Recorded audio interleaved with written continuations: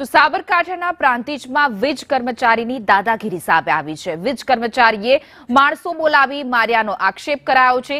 વદરાડ ગામે મોડી રાત્રે મોટી સંખ્યામાં લોકો ઉમટ્યા હતા। બિલની ઉઘરાણી કરવા જતા થઈ હતી આ બોલાચાલી બાદ પરિવારને માર્યાનો આક્ષેપ છે। આરોપીઓને કડકમાં કડક સજાની માંગ સાથે રોષ જોવા મળી રહ્યો છે। વીજ કર્મચારી સહિત 4 સામે નોંધાઈ છે પોલીસ ફરિયાદ, જેમાં પ્રાંતિજના વદરાડ ખાતે રાત્રિના સમયે આ સમગ્ર ઘટના ઘટી। મોક ગુનો એમનો હોય તો પણ હથિયારો લઈ ઘર સુધી અને મારો આટલું ગામ ભેગું થયું છે। કેમ? કારણ કે બધાને જનૂન છે। એક ગામ બીજા ગામ પર સામટી ચડાઈ કરે છે। ચડાઈ કરી મોક ગુનો એમનો કે ભાઈ એમના મહાદેવનું ઘર છે, પૂજારી તરીકે કામ કરે છે અને એમના ઘર સુધી એક સામાન્ય બાબતમાં એ લોકોએ 20 થી 25 જણા દંડાઓ લઈને મારામારી કરવા આવેલા।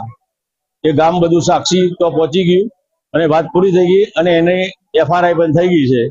હવે આગળ શું કરવું એ માટે આજનું ગામ એકઠું થયું છે। પછી મને એમ કીધું આ ચેક ચાલશે ને, મેં કીધું ચલો હું પાછો આવીને બીજો ચેક આપી દઉં, નહીં તો પછી રોકડા આપી દઉં તમને। તો એ ચેક ફેંકી દીધો એમને અને મારા જોડે ઝઘડો કરી નાખ્યો।